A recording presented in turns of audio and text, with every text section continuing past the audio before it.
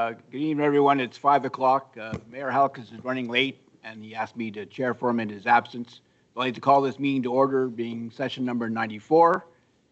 Begin with the territorial acknowledgement. We respect and truly acknowledge that we are on Treaty 3 territory, the traditional land of the Anishinaabe and the Métis Nation.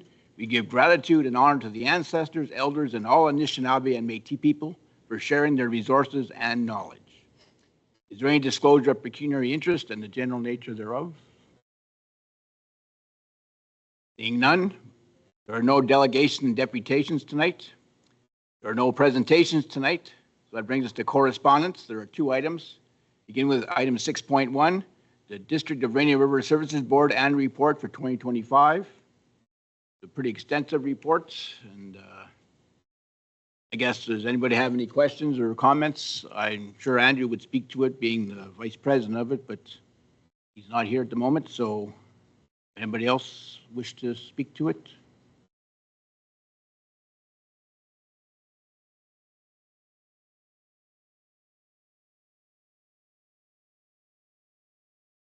Seeing none, I said, keep up the good work to the District of Rainy River Services Board. It looks like they had a very busy year in 2025 and wish them all the best moving forward.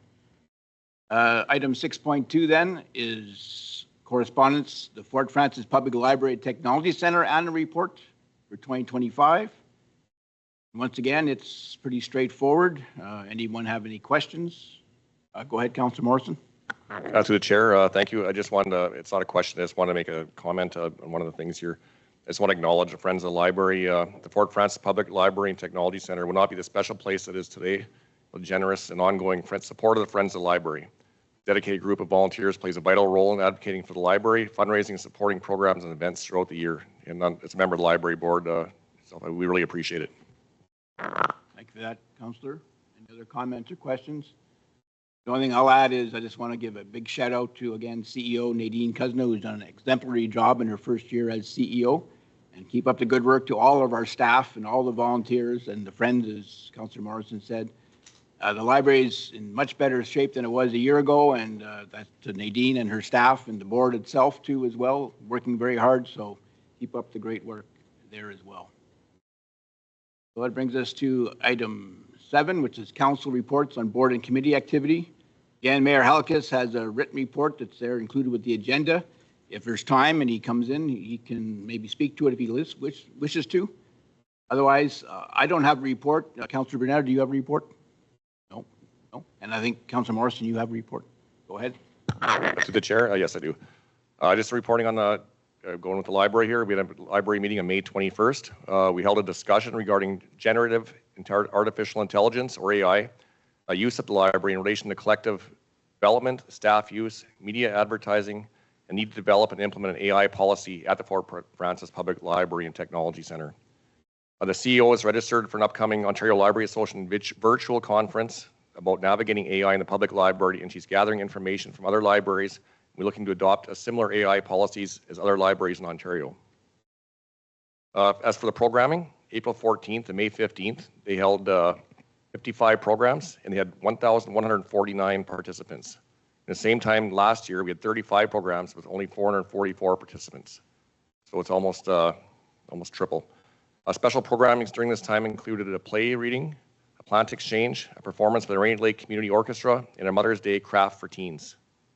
The Fort Frances Public Library is offering several new programs and services, including battery recycling, the Makito Hub, which is the newest addition to the Makerspace.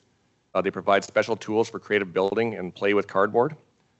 They have Monday night family trivia, an online program for weekly trivia on the Kahoot platform via the library Facebook page. They also have a code club, which is a basic coding program for kids aged 9 to 13. That began on May 28th. They're also hosting midweek movie nights, showing the featured monthly movie for those who cannot attend the Friday matinees. A special interest, almost anybody locally, and especially people like art, is local artist Lindsay Hamilton. She's painting a wonderful mural that draws on the development of the written word and libraries over the history of mankind. I believe that this art will be unveiled this week on June 10th at 6 p.m.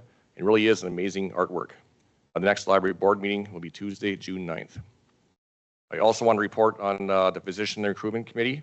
Nothing new to report, but I do want to say that there's a lot of moving parts, and I got to say I'm really impressed with how well they're keeping everything going, organizing all the locums in the whole district, and it's a lot of hard work and very much appreciated.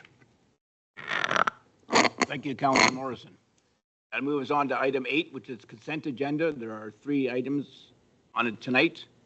8.2, regular council meeting minutes of May 25th, 2026 be approved as presented.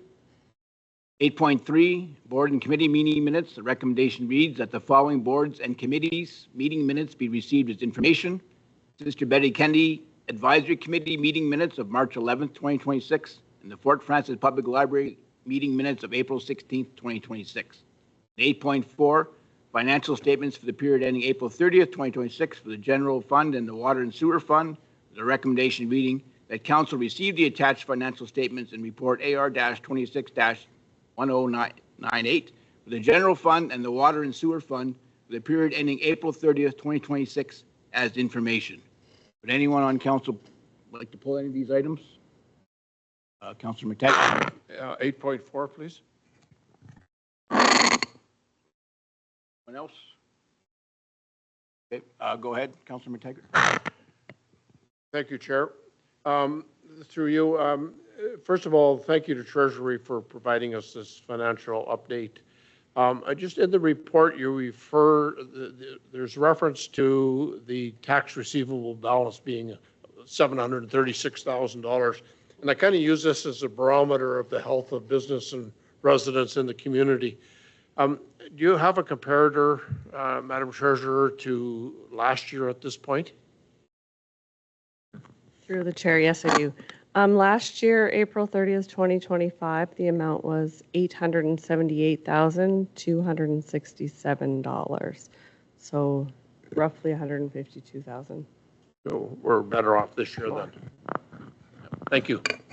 Thank you, Councilor. Else?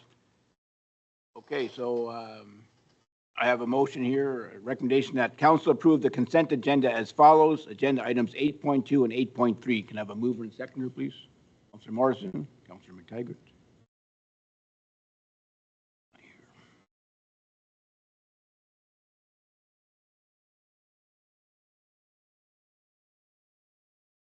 Any further discussion? All in favor? Carried.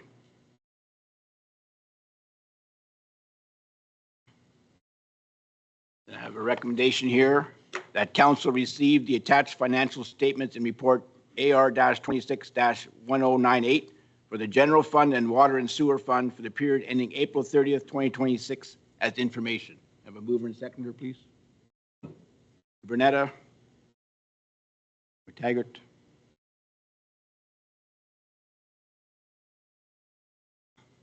Any further discussion? All in favor? Carried.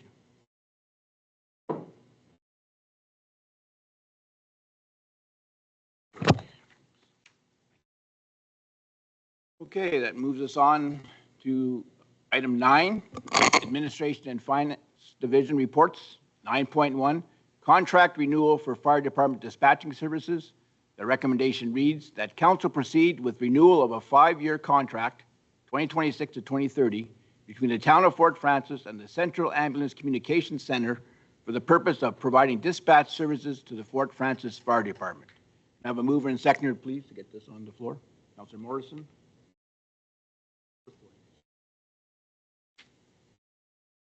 Okay, perfect. So Councilor Morrison. First. Discussion, councilors.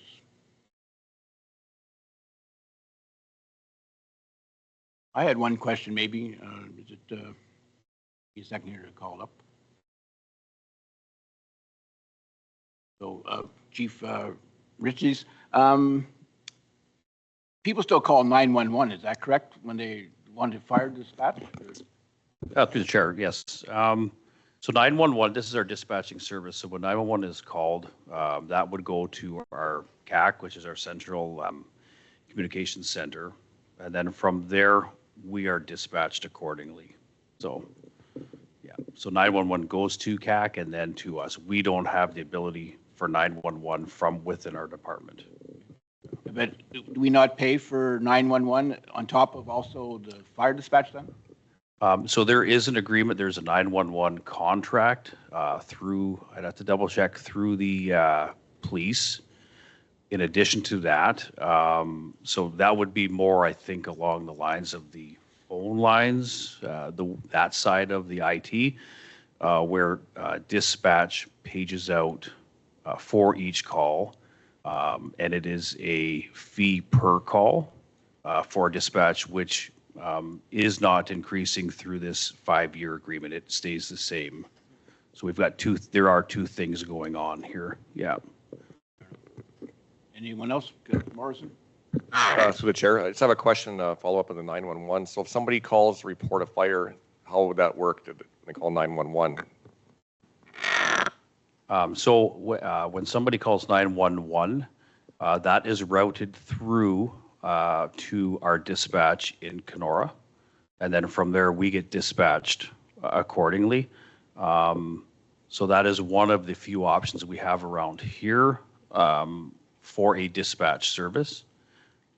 Previously, years ago, we did operate 911 through the fire hall, but that's prior to maybe the mid 2000s, probably. Yeah. Anyone else? Any other questions? Councillor McTaggart. Thank you, Chair. So my understanding is it's $50 for each time it's used, and that is for any communication during that particular call? Through the chair. So that fee is for the dispatch. So that is, that would be specific to that incident. We wouldn't be double billed for that incident. And as well, we are not charged any fees for paging that is made in reference to training practices, anything outside of calls. This is specific to dispatching for calls. Yeah. Follow up? And that rate compares to what we're presently paying? That's correct. There's been no increase. And I've been advised by dispatch that that fee is the same right through till 2030, what we're paying right now. Thank you, Chief. And also, if I just may follow up one more time, Chief, if I read the report correctly, it says that we're not charged if they ask you, the fire department, for help. If, like it's an ambulance call and you have to, with the jaws of life, perhaps that's not charged to us, if I read that correctly. I believe, yeah. So we are just, we pay those fees when we have a call that we're paged out to for fire department. Outside of that, I do not believe we are charged any fees. So. Okay, thank you for that, Chief Richards. Any other questions or comments? If not, I'll call the question. All in favor? That carried. Thank you.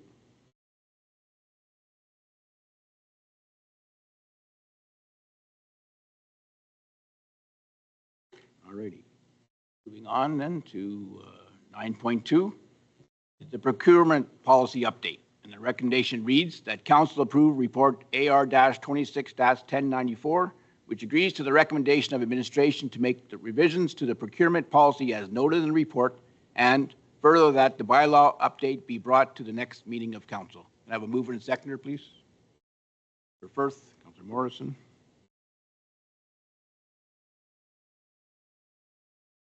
Any discussion? Councillor Morrison. To the chair, I just have a question going back in the procurement. I like some of the changes, like the buy in Ontario too, that's been legislated in. I just have a question regarding, I updated my resolution for procurement. And I'm just wondering where we are with like the education element of it, you know, for contractors, like, you know, bids and tenders and what they need for insurance and whatnot. We talked about having like an education element, you know, through the press release and on Facebook and whatnot. I was wondering where we are with that. I'd like to take that. Manager Rob. Thank you, through the chair. So we have put some press and some information out about accessing bids and tenders, that the fees have been waived.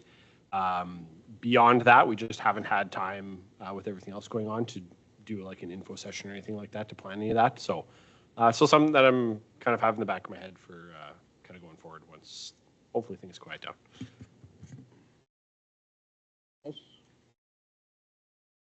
Councillor McTaggart? In item 5.3, we're 5.31 new D. We're obtaining quotations results in costs exceeding 50,000, but not more than 5,000. Procurement does not need to restart with tendering. But if we go back above, we say that there's a $50,000 limit on a manager, but we're now allowing it to go to 55,000. I'm just a little curious about the wording of that particular clause, and if someone could give me some direction. Madam Treasurer or Madam Manager Rob? Thank you through the chair. So you are correct. Division managers do have delegated purchasing authority up to $50,000. Beyond that, the CAO has authority up to $100,000. So the rest of those provisions would still fall into play. It's just we wouldn't have to abandon all the work that we have done up to that stage and then dramatically change path and have to go through the tendering process for a small adjustment. It could be just a matter of the tax component of that purchase. Councillor McTaggart, follow up. Yeah, thank you. I just wonder if the wording might not be something to the effect in consultation with the CAO, because it's now over the 50,000, to make sure that it's all accountable. Manager Rob? Thank you through the chair. Yeah, if we want to add that in, that's something we definitely could make that amendment. Thank you. I would assume that's just a housekeeping thing. We don't need to have an amendment or anything like that. Through the chair. Yeah, we'll make that amendment and bring it back amended for the bylaw. Anyone else have any questions or comments? I just see that this is hopefully will get us more bids moving forward. That's the whole idea of this. So I think these are good changes, and thanks to administration for bringing these forward, and fingers crossed that it has the outcomes that we hope they do going forward. So with that, I'll call the question. All in favor? Not carried.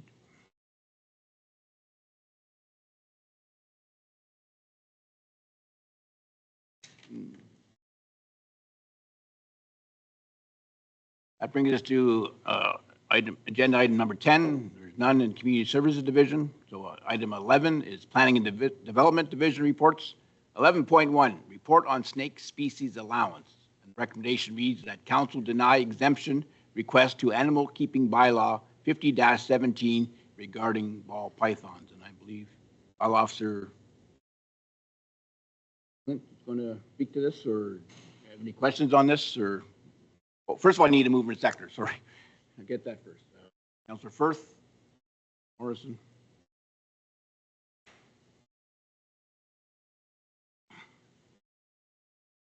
Discussion. Questions? You have your hand up, Wendy? Go ahead, Councillor Brunetto.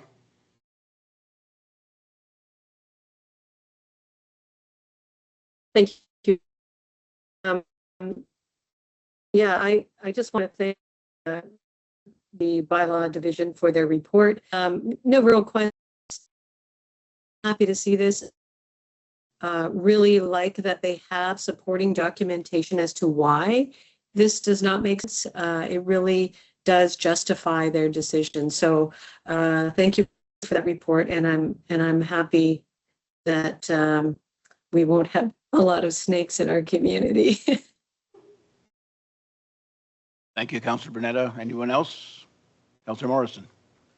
Thank you to the chair. Yeah, I just wanted to mention, I at one time was a reptile owner. It was a bad decision on my part, but because when all of a sudden I needed veterinary services, it was really difficult to find anything, and we're just not set up for that in this area that I know of. And so I could see that being a problem right there, and if by law I had to take them. And so it's tough to deal with reptiles in a small area like this.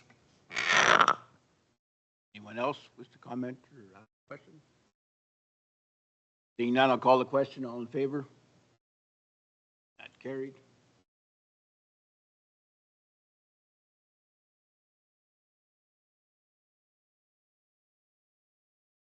Know my name.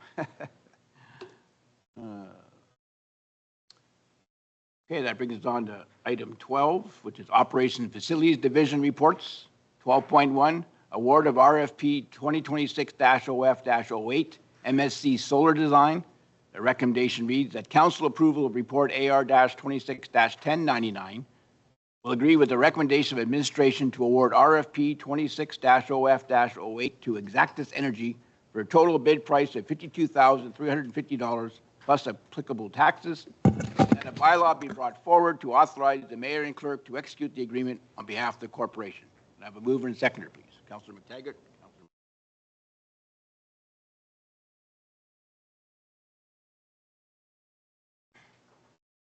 Any discussion, councillors?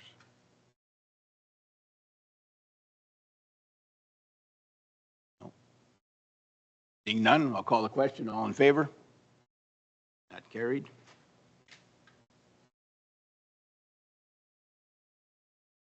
And I see that Mayor Halikas has now joined us, so I will relinquish the chair back to him. Thank you.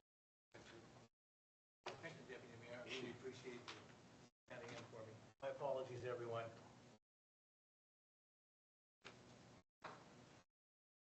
We're at 12.2.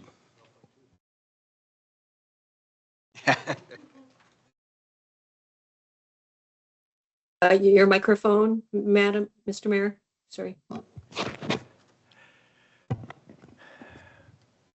Okay, item 12.2. Put a resolution on the floor that council approval of report AR-26-1095 will agree with the recommendation of administration to approve an unbudgeted capital project to install sanitary and water main subs into Shevlin Yard to support the development of the northwest corner of Shevlin Yard at an estimated cost of $657,558.11, whereby $178,816.89 would be funded from Corporate Projects Reserve Fund, and $478,741.22 will be funded from the Sewer and Water Reserve Fund. Mover and seconder, please. Councillor Behan, Councillor Firth. Okay, councillors, questions, comments? Councillor Behan. I guess my first question is, if we don't go ahead with this, that would delay the project to another year, or is this something that can be, the project can start and we can do this another time, or is it, you need to do this first? Thank you. Manager Rob. Thank you, through the chair. Ideally, we would do this first. There are a couple of other options that we could work with the developer to look at. If we did defer this to next year. Some careful consideration would have to be done for it, but there are, myself and John have talked about a few different options if that is the way council chooses to go tonight. Follow up. No, go ahead. Councillor McTaggart. Thank you, Your Worship. Welcome back. The Scottish cramps are kicking in here. Like I'm really concerned about the amount of money. However, we're very keen on the Shevlin Woodyard development, and this is really, I think, our investment into getting that particular piece of property developed. We have, very fortunate, as you saw in last week's paper, full-page ad of an apartment building that's coming for next year, and this work is very dependent on that project, or that project is very dependent on this work being done. So I see it as an investment, something that we can show a tangible effort made by the town when we go out looking for other funders for the rest of the Woodyard, and also evidence that we have already one development going up, a 24-unit apartment building. So although the Scottish cramps are there, I think that we need to go ahead and do this, and I will be supporting it.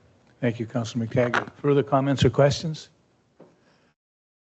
Councillor Behan. Thank you, Mr. Mayor, through you. I guess just so I'm clear, option 2 is quite a bit cheaper, but I think the report says that there's a lot of negative associated with that, and I also think I read that you'd still have to do the Reed Avenue intersection anyway. So I'm thinking, just clear in my mind about that. Thank you. Manager Rob. Thank you, through the chair. Yes, option 2 is cheaper at the front. However, ongoing maintenance costs, replacement costs are much higher, and it doesn't remove the need to do option number one. That still has to be done regardless in the future. So it's it's kind of doubling the project cost for the sake of doubling the project cost. Further questions or comment? Councillor Morrison. To your worship, I just have a, was this to service the lot itself too? Is that included in the price, or just this to bring the services right into the wood yard? So for their developers to be able to, say if there's a second condo unit going up, will they be also? Manager Robb. Thank you through the chair. So what we'd be looking to do here would be to run the sewer and water services off of Reed Avenue, reconstruct the Reed Avenue intersection, and run those services about 90 meters in to the first manhole, first fire hydrant, stubbing off services for this development, and starting our way kind of into that lot with future development opportunities. Follow up. To your worship. So this will be enough, whatever we're going to do, it'll be enough to supply the entire full development of the Shevlin Woodyard if we have housing and even the conference center and whatnot down the road. Rob. Thank you through the chair. This is the start of it. Obviously, we're not going through the entire Shevlin yard, but this would be designed, modeled, everything to snake its way through the development, pick up all the lot servicing, do water main looping where needed for fire flows and things of that nature. So this is step one of servicing that entire area. Councillor Bernetta. Thank you, Your Worship. I realize that my internet may not be great, so I will try to speak slowly. I just want to make a comment that we have to keep in mind that development always includes the municipality. It's not something we can 100% just put on developers. So in order to grow, we need to put some money behind it. So I'm definitely in favor of this development. So I would be in favor of supporting this resolution. Thank you. Thank you, Councillor Bernetta. Anything else, councillors? I'll just make a couple of comments. I agree completely with Councillor McTaggart. Fort Frances is really on the cusp of some growth, both industrial and business growth. We're going to welcome our first flight from the new airline coming into Fort Frances soon, and we definitely need that because there are going to be new jobs created. And with those jobs, we require housing. We desperately require housing, and this is a very, very important step. A lot of people that will be moving into these apartments will be giving up standalone houses, which will open up the housing market to young professionals and young families. So I'm 100% in support of this. Anything else, councillors, before I call the question? Calling the question, all in favor? That's carried. No one was opposed.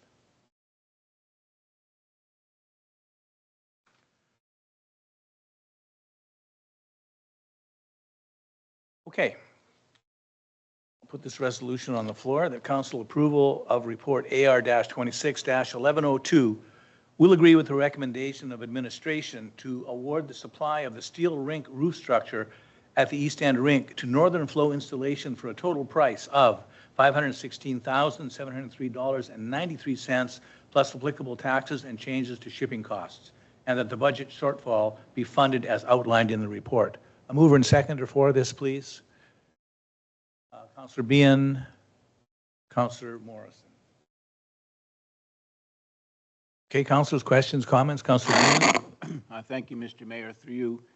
I guess my first question is, I'm not sure why we're looking at this again, because when we first looked at this in January, I thought we decided that we're just going to do the one rink, McCurvin Rink, and not do the East End Rink because of the budget shortfall would have been over $500,000. I don't know how it changed now that I can understand why there's some savings if you do it together, but I'm really not sure. We just approved $657,000 of budget shortfall previously, and now we're looking at another 270. I'm just curious why this is coming forward again when I thought we had defeated the motion in January. Thank you. Manager Robb. Thank you through the chair. So This is a item in the capital budget dependent on funding. So when we brought this earlier this year, we were still within the application process of the funding. So now we are through that process and are looking to proceed with the award of the work. Follow up? Thank you, Mr. Mayor. I'm still not convinced that we need another covered ice surface, outdoor ice surface right away. I'd like to see how the Kerwin one goes first before we approve a $270,000 shortfall. That's just my thoughts. Thank you. Thank you. Other questions or comments? Seeing none, I'll call the question. All in favor? No one is in favor. The motion is defeated.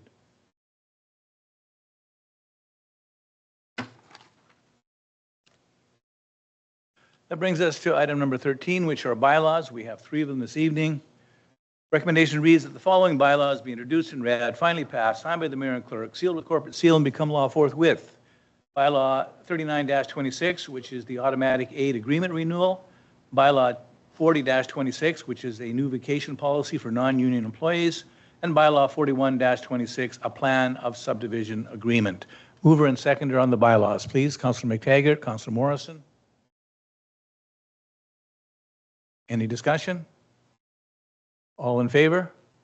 It's carried. No one was opposed.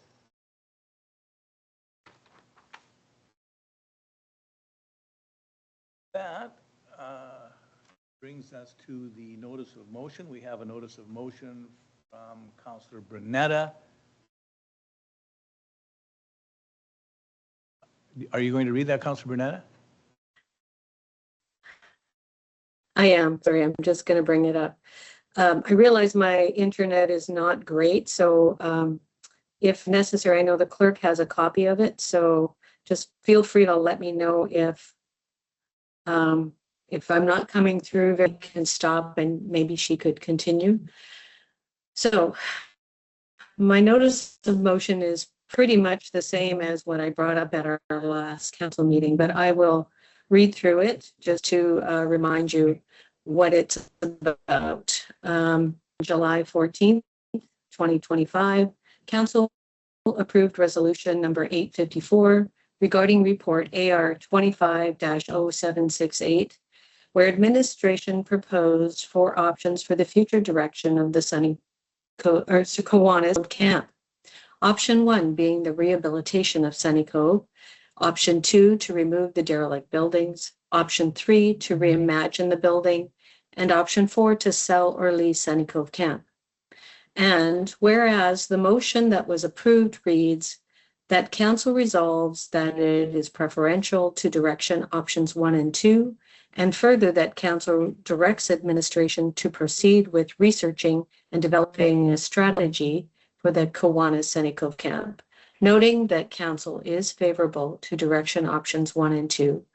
And whereas on November 10th, administration brought back report AR 25-0934, which indicated that they met with the Kiwanis Club, who voiced a preference for council to sell the property with the proceeds of the sale going to the Kiwanis Club. And council voted to receive that report. And whereas on December the 8th, administration brought report AR 25-062, which provided that council, which provided council with 2 options to follow their original preference to keep the rehabilitate Sunny Cove Camp, or option 2, to sell the camp with proceeds going to the Kiwanis Club, where 4 councillors voted for option 2 to sell and 3 councillors for option 1 to rehabilitate. And whereas report AR 25-0962 forward by administration was actually asking council to, quote, reconsider option 4 of the original report to sell Sunny Cove, which did not comply with council's original decision to look into rehabilitating Sunny Cove Camp. And whereas by providing the second recommendation, which is 4 out of 7, was required, However, the correct motion should have been to reconsider the original motion, which would have required a 2/3 majority, which is 5 out of 7.